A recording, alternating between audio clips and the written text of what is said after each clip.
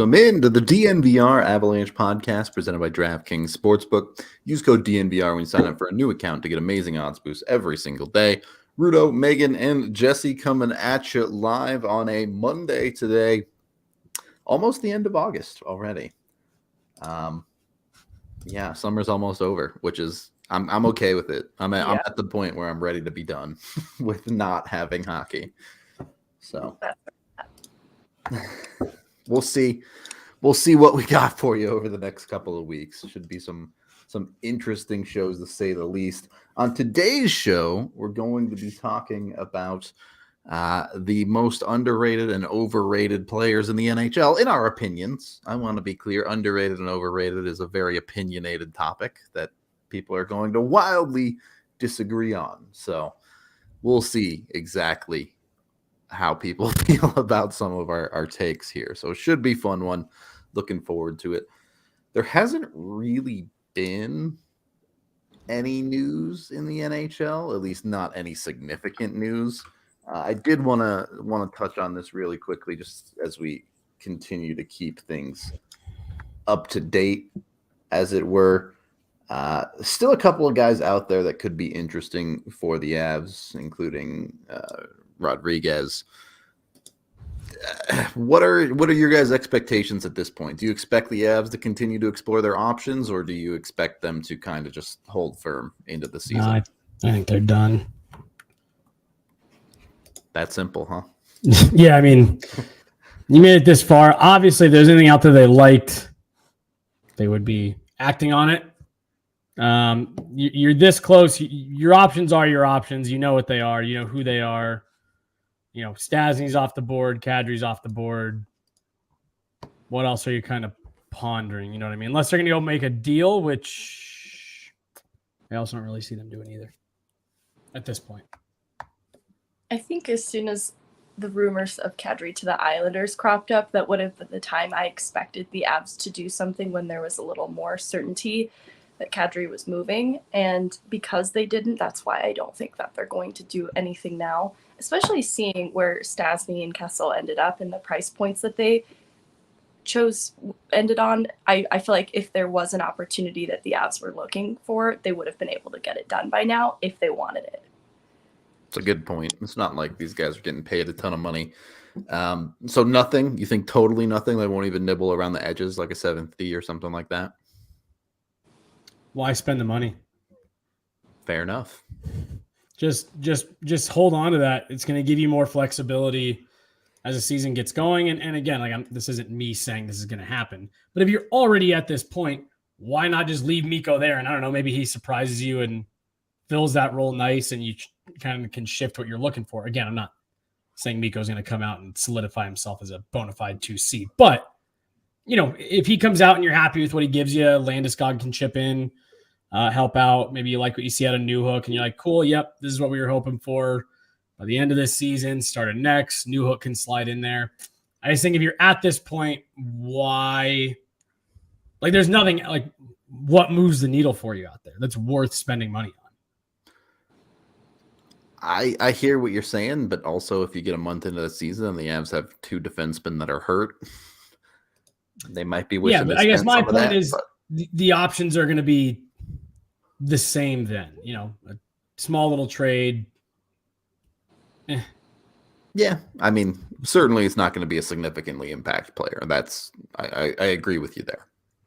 I don't need them to copy paste exactly what they did last season, but I could see like a Jack Johnson PTO type player coming through in camp, and hopefully if there is some kind of concern on D, that could be where they get some resolution.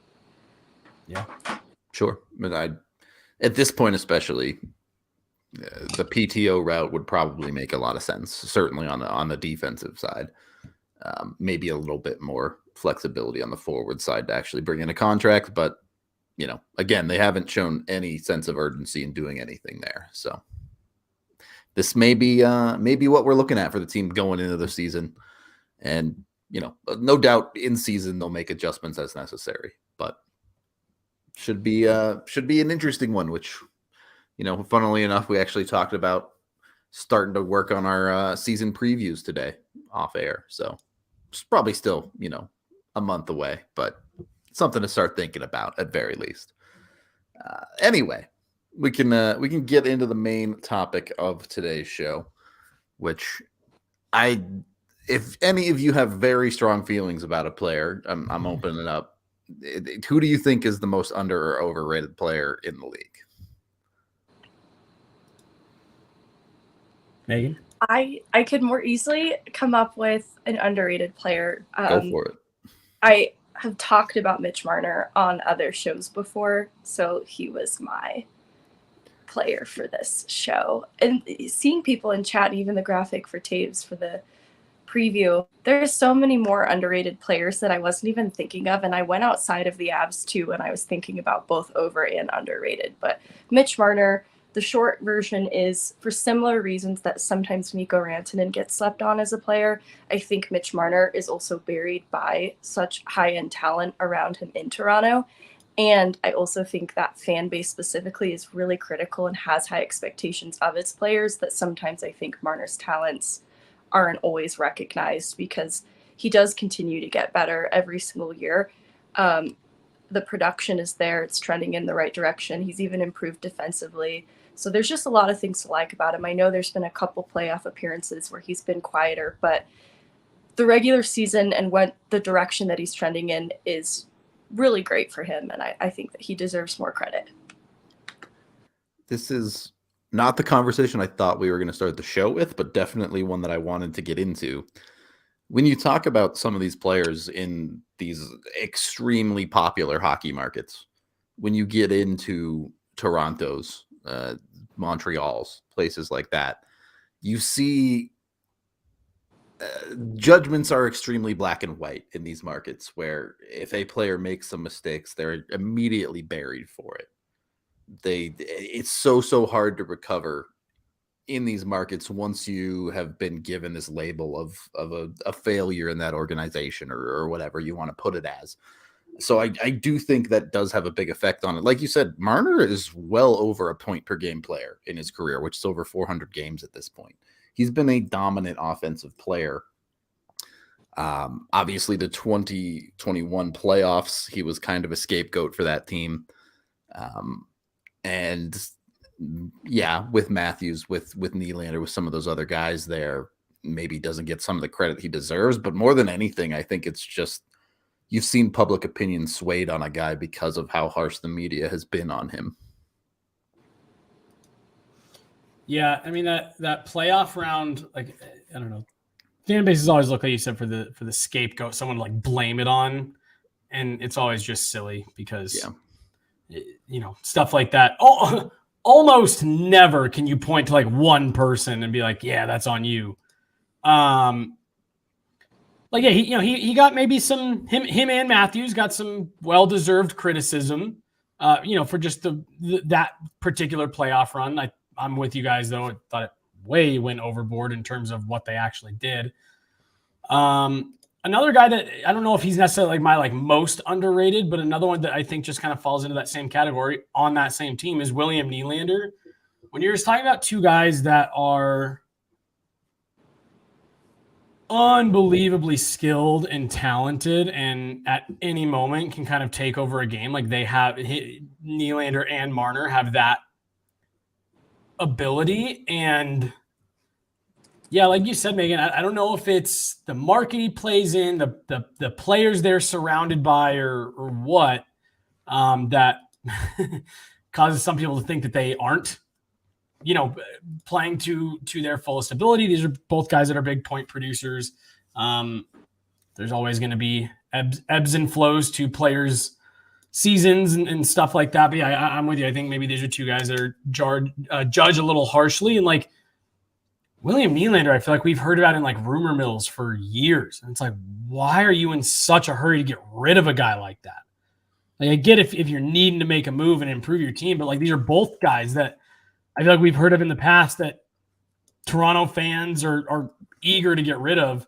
And they're both really, really high-end players. So, I mean, I don't necessarily know if you consider that to be like underrated in the league, but those are two guys who I feel like maybe get judged a little bit more harshly than than what they should. Like they're extremely good, very talented players.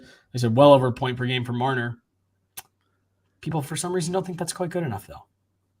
I think it's similar to the conversations we've even had about Andre Burakovsky. It's the type of production that if it's not in your lineup, it is going to be hard to replace out of nowhere. And my overrated player is another top-line winger, and I think when you compare side by side, not every top-line winger is created equally. And so that's why someone like Marner means so much to his team, because not every team has a top-line wing that can contribute as much as Marner does. And I think that they're not created equally. It's Jamie Benn. That's my overrated player. Is he overrated or is he just bad now? I don't know. He's just old. Like, he is aging, but I even look at a side-by-side comparison, which isn't fair because they're completely different players. And it just, to have a franchise player, which is what I would consider Jamie Benn to Dallas, it doesn't really impress me much. I mean, Jamie Benn is like the fear, right? That you see Jamie Benn and you're like, boy, I sure hope Landeskog's contract doesn't end up like that. Now, granted, Landy's making significantly less, but you're looking at player type, winger, power forward, that type of player. And I think a lot of people don't realize how far off the cliff Jamie Benn has fallen. One, because no one watches Dallas because they're a horribly boring team, but Jesse, go ahead. No. I was just going to kind of add to what you're saying. Like, I think we maybe underrate just how hard Jamie Benn fell off. Like he really was. Granted, that year he won the Art Ross was historically low scoring and all that stuff. But yeah, I mean, like Jamie Benn, like he was very good. I mean, really high end, really highly skilled power forward. Could finish, was mean. And then it was just like 1 year he showed up to training camp. It was like, oh yeah, none of that anymore. Yeah, just none of it. He hasn't even hit 20 goals in the last 3 seasons. Now, granted, some of those are shorter seasons, but still. The production's fallen bad. Had 3 30-point seasons in 13 years. Yeah. Yikes. And defensively, he's just gotten worse, too. It's just not great for him. I mean, he can't skate very well anymore either. It's not good. It's not good for a guy that, again, it's part of this conversation is contract, too. If Jamie Benn was making $6 million, you'd be like, oh, he's definitely fallen off, but whatever. But he's making 9.5. Well, like I'm sure he is still like a great guy in the room, and like I'm sure everyone loves him. So like I'm sure that's the stuff that's hard for us to see and appreciate. But to your point, Rudo, if this is a $4.5 million guy, you're like, yeah, you can live with the dip in production because he means so much to the team. It's a huge contract that you're paying for the production and the on ice results, and like the extra, like the locker room stuff is supposed to be extra with a guy like Jamie Benn. So yeah, I like that pick as like maybe a most overrated, and I would even maybe say like a most misremembered of who this player actually is, because I feel like that's where you get a lot of the overrated guys is they did it once, so they did it for a couple of years, and now everyone just assumes that's who they are now. Yeah. It's been a rough ride there for old Jamie Benn. It's so I think too. Oh, I even have concerns about his captaincy because I think as a team, Dallas appears uninspired, especially looking at last season and even seeing Tyler Sagan's play fall off. It's kind of like this is collectively happening and he's at the helm. And so it's just really hard to feel inspired by Jamie Benn. Uninspired is a phenomenal way to describe that last year Dallas team. Do you guys remember I was like having like an aneurysm watching that team play down the stretch. It's like they're giving it to you. Vegas doesn't want it. They don't want to be in the playoffs. They're giving it to you. And I said this 1,000 times, if you straight up told me that the Dallas Stars got together and like, hey guys, we just want to get into summer. We don't want to make the playoffs. I would have believed you with the way that they looked on the ice coming down the stretch there. So I'm with you. I don't know. Maybe you do have to start looking at that. Is this a problem? Like, has in the same way that coaches can lose a room, like has Jamie Benn lost that kind of leadership voice? Like we saw them do it in LA. It's funny, right? Because it does feel like Dallas's entire team is on the knife's edge. Joe Pavelski's 38. Yeah. They've already lost Radulov this offseason. They have a number of guys. Ryan Suter, 37. It just, you worry about the rest of their team taking a dive off the cliff the way Jamie Benn has. Yeah. And honestly, and this one's even more injuries. And you know, I'm not trying to like pile onto the guy, but like Tyler Seguin, he's another one that, wow, has that been a rough decline. And he's another guy who, you know, as a leader is supposed to be a leader in the room. And yeah, you just kind of step back and you look at that room and it's like, yeesh, are things starting to kind of unravel a bit there. I saw, since we're on Dallas anyway, chat saying Miro Heiskanen underrated. Yes or no?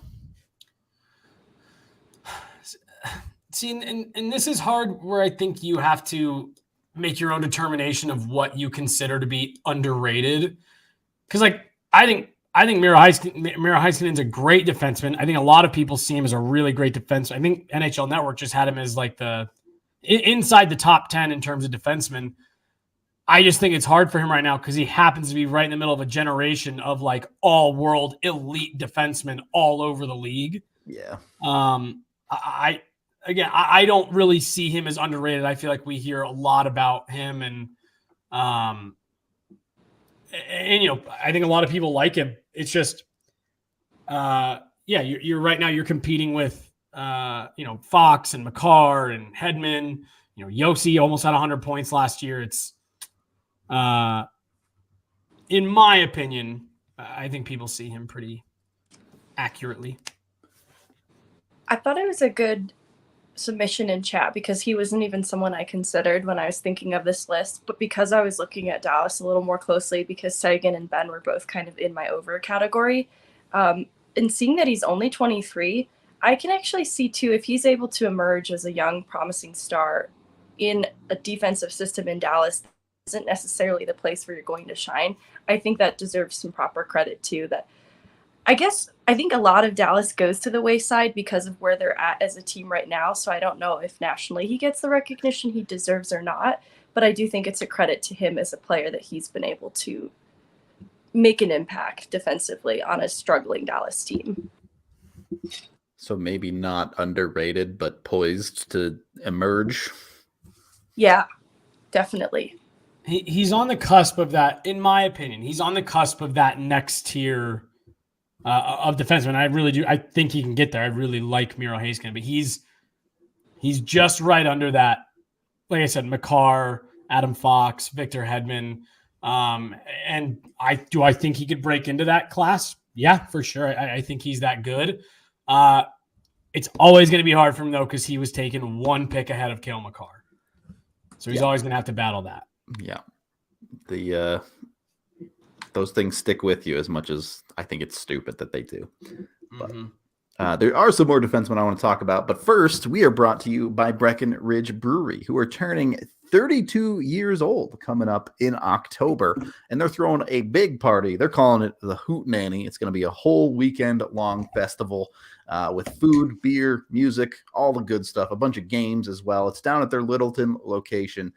You've got to go check this stuff out. They have some genuinely dope acts coming on, including the Spin Doctors. They have some local bands like Railroad Earth. So highly recommend you get over here, you get on it. You can go to events.seated.com/hootenanny22 for more details on the event. That's events.seated.com/hootenanny22. Hootenanny, HOOTENANNY22. Breck's awesome. We always love them over here. The events they throw down at the farmhouse are sick. So if you haven't been to one, the Hootenanny is a great time to check it out. And it's right before the start of the hockey season. So a good way to kick things off, kind of. Go check them out. Or you can go to breckbrew.com. They'll have some info over there for you, too.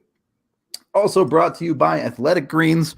I'm with the two biggest Athletic Greens people in the company on the show today. So it's great product. It's just one scoop in your water every single morning with 75 vitamins and minerals to add for you. Probiotics, all sorts of other good stuff. Does it make you guys feel better? Does it wake you up? Does it get you going during the day? Or how does it work exactly? I feel more like alert. Like I can, if it's one of those things where I've got to get up and, make sure I sit down and get this stuff knocked out. We were talking in our meeting today. There's a few things that we're all putting together. Like I genuinely struggle to get going with that kind of stuff in the morning and sit down first thing. So if I have my Athletic Greens, I'm being serious here. It just helps me feel a little bit more sharp. I can go sit down. I can be a little bit more focused in and dialed. I make the joke all the time. I imagine it has the same effect that coffee has for a lot of people. I am not a coffee person. So that's not how I get a boost of energy in the morning. So yeah, that's the closest thing that I can think that this would equate to. Megan, I don't know if you are also a coffee person in addition to AG. But yeah, it really does. Just kind of helps. All right, cool. Shake the cobwebs out. Sit down. Let's get going. It just makes me feel more sharp is the best way I can put it. I think that's true because I am a sometimes coffee person and it doesn't give me an immediate boost necessarily, but it gives me a boost later in the day when you might hit that afternoon period where you start to feel a little bit of fatigue set in. I don't really find that happening anymore, so I think it just helps me to have more energy throughout the day. Even better. It'll energize you up. It's great for your immune system too. A lot of athletes use it as just part of their daily routine. They say it helps with workouts and things like that. So go check it out today. You can go to athleticgreens.com/avalanche to let them know we sent you over there. And when you order, of course, you can get a year's supply of vitamin D just for purchasing. So go over to athleticgreens.com/avalanche to take ownership over your health and pick up the ultimate daily nutritional insurance.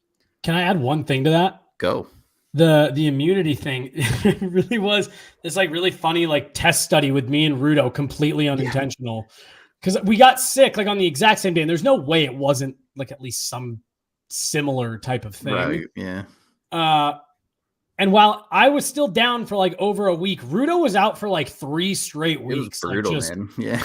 Getting beat up. And we have conducted our own unofficial studies, and the results are in. It was because of Athletic Greens was the difference there. So. Confirmed. Yeah. Greens make you that much more healthy when it comes to getting over a flu. Okay. Second period of the DNVR Avalanche podcast presented by DraftKings Sportsbook. My most overrated player is going to be a little weird, but stick with me on this one. Because I'm picking Roman Josi. Ooh. And not saying he didn't deserve to be in second place in the Norris. Nope, but I like where you're going. I love your thought process here. Had a fantastic year. Deserves all the credit. Yada, yada, yada. But this is the same year that Nazem Kadri just had. It's the same exact thing. The dude just had a career year that he's never going to be able to repeat. He's already 30. He's not getting any younger. It's 32 even. He turns 33 this season. You look at the trajectory of his career and you're already starting to see some 50-point seasons creep in. He's not going to be this obscenely productive defenseman that, yes, he had a great year. Yes, he deserves the credit for that. But he's got a bunch of years left at $9 million. And Nashville's entire existence basically rides on him continuing to produce at that level. And I just don't see it continuing. I think people look at his game and expect way too much out of him based on this season. I love that pick just because of it's what I said when we were talking about Mitch Marner. It all depends on how you define underrated. Because I'm with you there. Even in that last one we were talking about Miro Heiskanen, I listed off McCarr, Adam Fox, Victor Hedman, and then I said Roman Josi. And even in my own head, I was like, well, I don't really know if Roman Josi belongs in that category with those guys. Because really, I do feel like he is an example of someone who he had an unbelievable offensive season, no doubt. Roman Josi is very, very good. I'm not saying he isn't. That doesn't mean he's not overrated, though. Yeah. somewhere along the way, he did get put up there like, oh, well, he's just as good as Cale Makar. He's just as good as Victor Hedman. It's like, no, he's not. He's very good, but no, he's not. Like, and so I'm with you. Like, that's a guy who I think is just the reputation exceeds the actual product on the ice. Not saying the product on the ice isn't good. It's just not what the reputation is. Yeah. And you're right. Underrated and overrated is an extremely fast moving target, right? Sure. Recency bias and otherwise has this very, very significant effect on how people view a player at any given moment.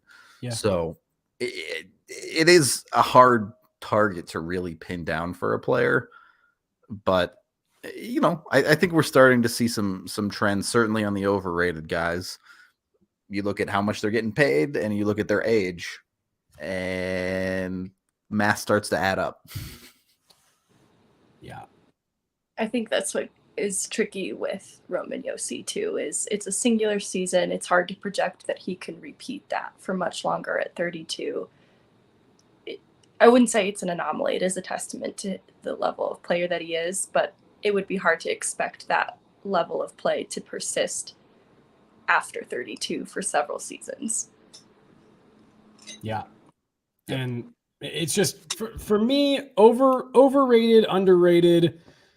It's just, the conversation that you hear about him, because a lot of people, I remember a few years ago, in the early BSN days, and AJ and I had a conversation like this once. And one of the guys that I threw out was Nick Backstrom in terms of underrated. And, I remember AJ saying like, no, I feel like I hear enough people talk about him and things like that. And for me, and, not saying that he's wrong or whatever, but like, I view it as like, does what you hear in the conversation match the quality of player, right? Because there's 1,000 things that go into how much is a player talked about, where the team's at in the standings, where they're geographically located. Is there another star on the team? There's all kinds of things. But when the conversation is had about that player, is what the majority of people is what they're saying relatively on par with, how you view the player. That's how you, in my head, kind of determine if you think a player is over or underrated. And Roman Josi is one of those guys that I feel like when I hear people talk about him, it's like, wow, we watch the way he plays very differently. And then my most overrated is actually on that same team, and it's my same issue. Not saying he's not a good player, but you would think he's got 700-point seasons the way people talk about Philip Forsberg. Yeah, he's always been a perennial underproducer, hasn't he? Well, dude, it's just, he's kind of like Cam Ward, weird comparison, same, but different kind of thing, where it's like every goal that Philip Forsberg scores is sick as hell. And so you see him on the highlight reels, every week. You're like, whoa, that's awesome. Then the end of the season comes and it's like, oh, 26 goals. Like, yeah, pretty good. A lot of them were dope, but man, you would have thought that he had 50 goals this year, the way that people talked about the way he scores goals and stuff. And it's before this year, his career high was 64 points. He's usually somewhere in the 50s, couple 30-goal seasons. And obviously he had the big breakout this year, but so did everybody else on Nashville. So that is just league wide, right? So that's just, he's my guy in that same vein as Roman Josi, where it's just like, yo, we're not saying this guy isn't good, but when people talk about him, the on ice production just does not match the reputation he's got as like a goal scorer. Well, that's Megan. We should have named the show after that. We should have done under or overrated. We should have done under or over dog. Under over dog. Dog or no dog? Dog or no dog. Total side note, this comment makes me laugh because it says, I love Sam Girard, but I think we Avs fans overrate him. I think he's so vastly underrated by us. I agree. He's so underrated that people actually think he's overrated. It's like when you're losing, you're so far behind, you actually think you're winning, kind of thing. Like, he's the exact opposite of Josi and Forsberg, right? He just played his worst season of what's going to be the prime of his career. Yeah. Like, and we talked about him last week, and when all four of us were on, we were saying, look, there are a dozen, anywhere from half dozen to a dozen teams. Sam Girard's a top pairing defenseman on those teams. Like almost half the league, they're dropping him on that top pair immediately. Immediately. And Avs fans want to like run this dude out of town. I don't think people quite understand. I'm not saying Sam Girard's Cale Makar. It's a very good defenseman, very positionally sound, great skater.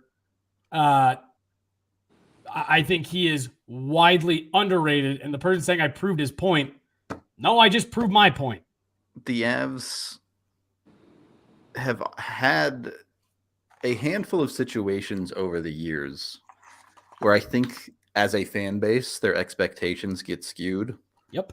Obviously in goal, anyone that was a fan in the 90s and early 2000s is like, okay, well, you now compare every goalie to the greatest goalie of all time. That's a little bit unfair. You look at Mikko Rantanen and Tyson Jost, 2 10th overall picks, but comparing them is not fair at all. Tyson Jost is much more in line with your average 10th overall pick. And now you take Sam Girard, which is like, yeah, he's not Cale Makar, but literally nobody is Cale Makar. Right. Yeah, I think he came in, whatever it was now, 4 years ago, smaller guy, and he got off to a really good start. And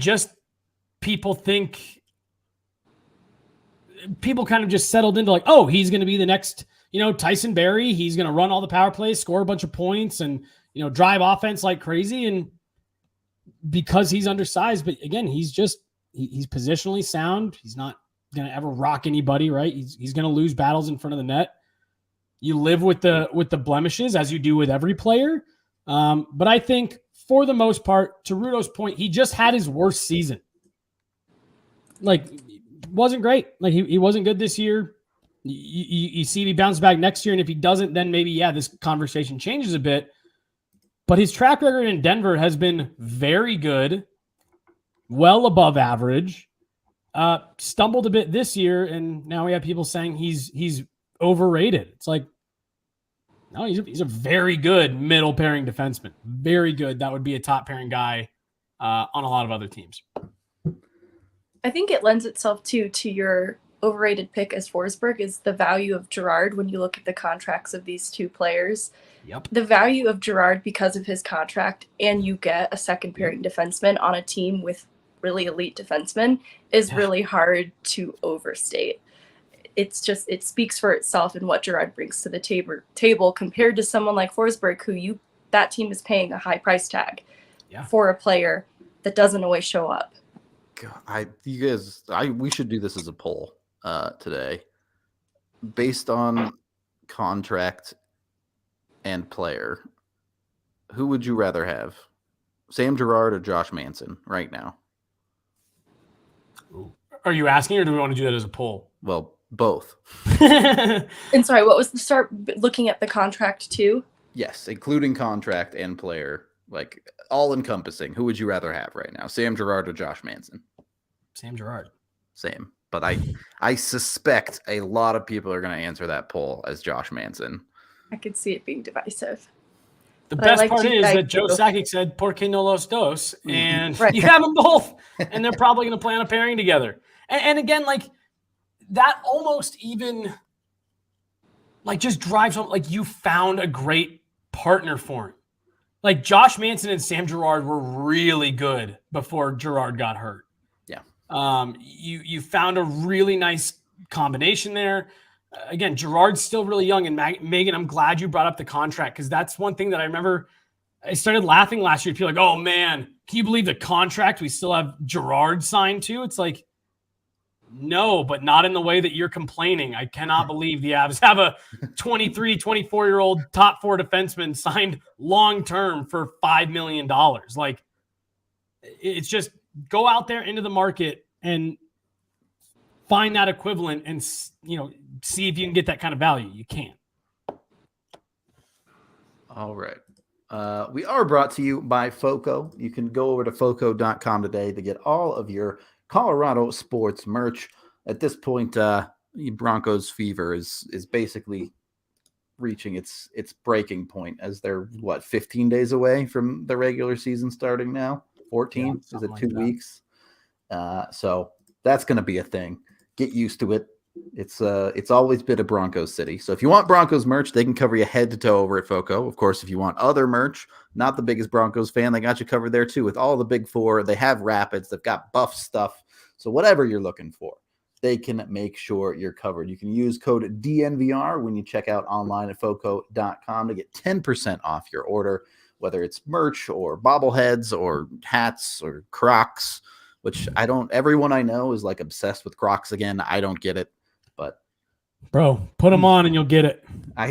They're not comfortable. I don't get it. They're so comfy. They're great if you're walking. They're great if you're walking or standing all day.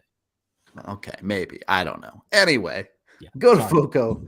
Go get whatever you want from them. And once you've got your sweet merch, make sure you can watch the sports that you like with Avaca TV. You can go to avaca.tv/Colorado10. That's EVOCA.tv/Colorado10 to get TV for just $15 a month for the first 3 months and only $25 a month after that.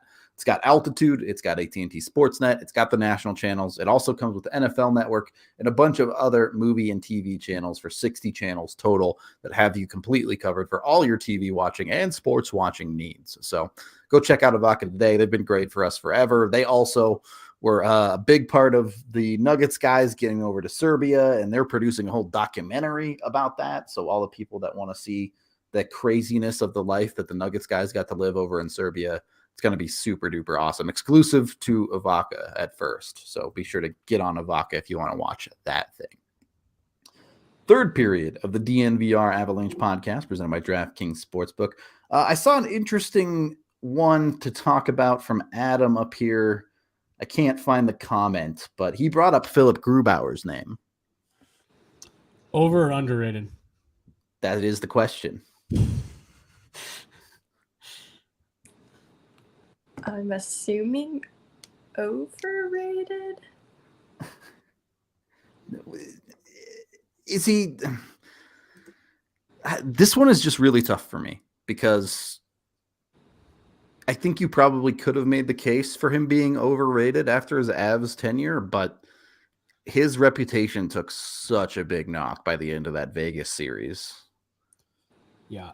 And then obviously this last season, I couldn't get any worse, right? Like, well, he was always a really interesting one because I mean he was one of the goalies who, you know, we see it every few years. The Avs are trying their luck at it again with Georgiev, right? Where, hey, this is a guy that is stuck in a backup role. Once he gets a starting job, you know, we'll take over. And I mean, Grubauer had a lot of signs that pointed to that he was capable of doing that, whether it be international play. The year the Caps won the Cup, he really kind of stole the job from Braden Holtby, you know, until the playoffs really got going. But, you know, then he came to Colorado right as they were on that upswing.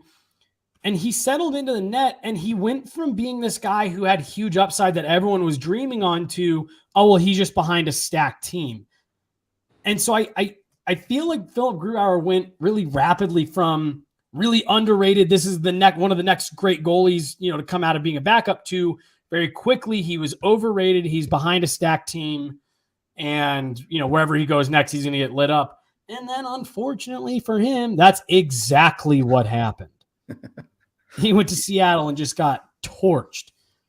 And the worst part is for him, you can't even really be like, oh, well, it was because Seattle was so bad. Like, when you dive into the numbers, it's like, well, their defense was he bad pretty because fine. Seattle was bad? Yeah. Or did Seattle lose a lot of games because Philip Grubauer was horrible? Not good. It was not good. So he's someone who I actually think has been on both sides of the spectrum. Does that equal appropriately rated then? I think he's rated, right. I think he's a better goaltender than last season. But is he best caliber season? Probably not. Probably somewhere in between. Yeah. Yep. Very reasonable take there. Jesse, did you have an underrated player? Underrated. Oh yeah, I gave my overrated. Man, it's hard for me. One of my I didn't do too much digging into underrated. TJ Oshie's a name that's always come to mind for me in this category. Maybe not necessarily, as much as he was a few years ago. But especially after he got to Washington, I always felt like his game kind of took that next step. And in my opinion, I just never felt like people gave him that full credit. He was always just kind of still viewed as the guy that he was in St. Louis, who, he's talked about. Part of that was like a product of the system that they were asking him to do stuff that he had never, really been part of his game, and to abandon other parts of his game to try to buy into something new. And how when he got to Washington, they just kind of said, no, we acquired you for you to be you. Go out and do it. And I feel like just we as like a hockey community never really caught up with that and gave the appreciation for that it deserved. Because I thought he got to Washington, and someone who was already into his 20s, for his career to take a jump the way that it did, he's someone that I've always kind of looked at as a super underrated player. And then you stack all that on top. Then you stack on top of that fact that seems to be just loved by his teammates. He's great in the communities that he's in, all that stuff. And I've just always kind of viewed TJ Oshie as someone who maybe doesn't get quite the love. And again, he's on a team with Alex Ovechkin, Nick Backstrom, Evgeny Kuznetsov, not only great players, but big personalities. So he's someone that kind of blends in. He's always been someone that I have really found to be an underrated guy. I like that. Yeah, don't have a strong argument against it. The one thing I will say is that surprised me a little bit with that answer is when I think of underrated players, I tend to think of younger players. Yeah. And Oshie is very much not a younger player. Yeah, no, for sure. I don't know. See, like for me, it's just so hard. And again, this is me. Like, it's hard for me to, for kind of the point that we talked about earlier with whoever it was, goalie. Oh, Heiskanen, where it's like, I just have a hard time over and underrating young guys. It's like, I don't know what they're going to turn into. Like, there's still so much room for them to become more or whatever. And so it's hard. I don't know. It's hard for me to view some of the young guys like that because I don't know. See, I went the exact opposite way because my underrated guy is Lucas Raymond. In the sense that he, at the start of the season, when he started off super high, he was not underrated at all. Like, obviously, he was at the forefront of the Calder race, all that. But as the season went on, I think people kind of forgot about him. Obviously, look, Trevor Zegras is amazing. Not going to take anything away from him. And then Moritz Seider really is the guy that I think kind of put Lucas Raymond on the back burner because of how good he was and playing for the same team as a rookie. That's where the conversation, he kind of started to fall off. You also had Michael Bunting's great year up in Toronto. So I do think people just kind of forgot about Raymond, and he put up 57 points this year as a rookie. So it's kind of a big deal.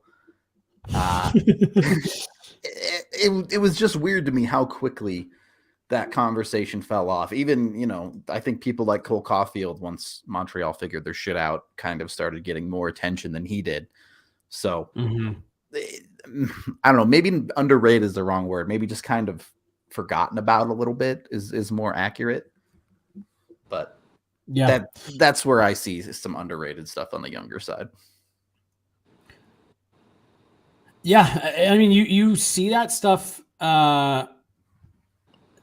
we talked about that at the beginning of the year before the injury stuff started coming up. What someone just put in chat here, like Bowen Byram or, Alex. Again, this is all very early in the season. Alex Newhook, we were saying, are these maybe guys that should be in that conversation with some of those rookies? Because, they're off to a really great start. And Byram is one that we'll see what ends up happening. Yeah. Stay healthy. And obviously Newhook didn't have the season that everyone wanted him to, but no, I totally get what you're saying. You see those guys all the time that are having like very quiet, equally as elite seasons, but for some reason they just don't fade away. Yeah. Yeah. They just don't get the same love or it's kind of explained away somehow. Well, it's again, it comes down to all those things we've already referenced already, right? He plays in Detroit for Raymond's case, so that immediately knocks him down a peg. And then he's not Mo Seider, so Mo Seider kind of sucks up all the attention from that Detroit market, and Raymond is just kind of there in the background. Yeah, I think that's why it's a good answer. He was just kind of buried in the Detroit forward group, and I think that's an impressive rookie season. So it's not to be understated. I think that's a great option. He wasn't even in consideration. And I think that's a testament to the fact that he would be underrated after a 57-point season as a rookie. That's awesome. Yeah. I would throw Anton Lundell's name out there in Florida too. A guy who I was not confident in his offense at all in his draft year, 44-point year, really showed out for Florida. But also Florida just gets the maximum out of their forward core every year, it feels like. So I don't know. Yeah. It's and then like I said, then you start getting into over and underrated teams and like seriously 2-3 years ago, I thought the Avs were a really underrated team given the way they played and the way that you started to see that system being bought into and stuff. And Florida might be one of those because again, going back to what I was saying earlier about it's not necessarily how much attention are they getting, but when they get attention, what are people saying? And Florida's another team that even last year, Rudo was the poster child for this. And I mean, to be honest, I kind of agreed with him. You just look at Florida and what they get out of their forwards and that the depth that they had. And there was a lot of things, but for some reason, when people talked about them, everyone was like, yeah, but I don't know. They'll still find a way to mess it up. And again, they did. So maybe people weren't underrating them. But yeah, I think you can find entire teams and entire systems and stuff that are underrated just the way that, they use it. They come up through the system, whatever. It's a great point that you can definitely rate entire organizations, not just player by player. Mm-hmm. So, yeah. And some players end up overrated because they get into a really, fortuitous system or they end up really underrated. See Val Nichushkin, like that was a guy who a bunch of things had led to a certain area where no one wanted to touch him. And there was a great hockey player in there if you found him and put him in the right, situations and stuff. So it is funny how all of that can be tied in. If you're talking about the right person. It's when you actually expand the viewpoint a little bit, it's like, oh, okay, sure, this guy might be overrated, but maybe he's overrated because he plays on Tampa Bay. Right. Well, and this is actually because I just saw someone yesterday losing their mind over analytics on Twitter. I'm sure you're shocked. Really upset. This isn't how you evaluate. You evaluate with your eyes and blah, blah, blah. And this is one of the areas as a guy who's, I think analytics are very valuable. I think you have to tie them in. As someone who's not like a huge analytics guy, this is where the analytics come in. In my opinion, it can kind of help you sift through some of that stuff. Hey, here's a player, and that's what the Avs Pro Scouting has done very, very, very well in the last few years. Yep. And obviously, it's easy for me to nitpick a guy like Val Nichushkin because it's worked out as well as it has. That one's as obvious as it gets, basically. Right. Nichushkin, Lehkonen, even Abe Kubel to a lesser extent, those are all guys that they've looked at and said, yeah, at time their eye test can struggle a bit, but we've seen enough with our eye test that we like it. And then when we dig into the numbers, we see something really, really consistent, really, really solid, really, really whatever, pick your adjective. And honestly, like that's AJ and I just did a show last week and we started talking about analytics a little bit. We got into the Moneyball stuff after, and like, that's what they were meant for. Like, how can they support you to see a layer deeper than just watching film? You need to watch the film, but then can you look at something a layer deeper and say, hey, look, we think this guy's super underrated because what they're asking, they're asking TJ Oshie to be someone he's not, to do something that he hasn't done his whole career. And when we look at it, we think we can do this, this, and this and get these results or whatever. And so it's just a nice little bow onto all of that. That's where analytics come in. That's where you then go to analytics and see if it can help you see, a layer deeper. Yep. Beyond the obvious. It ties back to the graphic for the show being Devon Toews because he's 28, and to get the career we've seen in the last couple of seasons out of Devon Toews at 28, there has to be another layer to project what he's capable of as a stylistic fit in Colorado based on where he was coming from. And I think that happens with the use of analytics, and that's how he becomes a good fit in Colorado, is they were able to anticipate that. Yeah. For the record, I think today Devon Toews is properly rated. When he joined Colorado, definitely underrated, but he just finished top 10 in Norris voting. So yeah. When you're on a cup winning team, a lot of those guys tend to get pretty tend to get some respect. It's a lot harder to be underrated when you just won the cup. Yeah. Well, then we had a comment just come in right here at the end. My last kind of thing, and we're wrapping up. It said Francouz is way overrated by Avs fans. That's just kind of my Grubauer example, where to me, Pavel Francouz is kind of in that, maybe not to the same extent because he hasn't had anywhere near the type of international success that Grubauer was having with Germany. But Francouz is in that same kind of tier. I guarantee you 100%.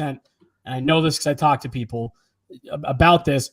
There were over a half dozen teams that were itching for Pavel Francouz to get to unrestricted free agency so that they could give him a crack at least a 1A type situation. You may be right. He may be a little bit overrated if he gets that opportunity, but he's just one of those guys. It's more of dreaming on the possibility, in my opinion. I think an interesting part of that conversation is you specifically said overrated by Avs fans. If you look nationally, I think Francouz probably is not overrated. He's probably just not talked about very much at all on a national scale, if you're being honest. So that does matter. Kind of where we started the show. Toronto media has such big pull nationally across the league that, they might have more sway than the media of a team like Colorado, of a team like Florida, where you don't hear as much coming out of the media from those places. It's harder to get those players to an overrated state league-wide. Yeah. And I mean, seriously, it could be one of those things where if stuff happens this year and Frankie ends up as the number one, or when this deal is over here in a couple of years, he goes somewhere else. He really is someone that it's hard to over and underrate backup anything, goaltenders, quarterbacks, whatever. Just because until they get that full workload, you won't know. I mean, it's funny, just since that comment has come in, there's been 18 different opinions on who Frankie is, and he swept the Western Conference Final. I don't know. He might be good. He might just be a really good backup. I just don't know. Yeah, it's, and everyone's going to have their own opinion there on how good they think Pavel Francouz can be. And, depending on how his career plays out, maybe some team will eventually give him a starting job and we'll see, or maybe that won't happen and we'll never really know. Yeah. But based on what we have, the best you can do is form your opinions. And that's kind of where I want to end the show. Is under and overrated is entirely an opinion. Yeah. There's a general consensus opinion, and that's usually what you go off of. And if your opinion differs, like Jesse was talking about earlier in the show, whether you think he's under or overrated. But at the end of the day, there is no statistical marker for what an under or overrated player looks like. Yeah. Over and underpaid is really the only thing that you can concrete go on. Sure. But even then that could even be subjective, because you could say a guy's overpaid and you talk to the team and they're like, no, we paid him that because this organization would crumble without him because he, whatever. Yep. It's a great point to end the show, Rudo. It's hard to say any of this definitive. Right. No doubt about it. Any other final thoughts, or are we good? I'm good. Under overrated mascots. Ooh. I'm just kidding. I'm kidding. Ooh. Wow. Gritty is appropriately rated, and he's the I best. think And that's all that he's matters. Wonderful. Yeah, he's phenomenal. Everyone else has got to level up. That's all. Everyone else needs to level up. I just wanted an excuse to talk about Gritty on the show. So I will say this for hometown Bernie, just as like a mascot, just in general, Bernie is phenomenal at games. He does a really good job. Especially during some of those like dog days there in like March, early April and stuff like that. There was a lot of games where I caught myself just kind of following Bernie around. I should have. He does a really good job in arena. It fits with the rest of the Avs talk that I was talking about. Goalies with Wah. Bernie's great, but he'll never live up to Howler. Yeah. People will always be upset about dog days. I didn't even think about that. Great call, AJ, in the chat. I don't know. Howler was so dope. Yep. I got our Breck Brew playoff shirts for everyone in my family last year. And the first word unanimously, 4 family members, all 4 of them unanimously, the first word out of their mouth, oh, Howler. Oh my gosh, it's Howler. Oh, Howler. It's like, yep, everyone knows him. Everyone loves him. This is why we need the foot logo as the main logo on a jersey for the alternates for the Avs, okay? Or just bring Howler back and pull a New York Mets and have 2 logos and just say, F it. And do it. It's Just fine. do it. Okay. On that note, we are going to get out of here. We appreciate all of y'all hanging out with us for the episode. Have at least one pretty cool show planned for later this week, so be sure to keep your eyes peeled for that one. Should be a good time. We will be back tomorrow. Until then, we will talk to you later.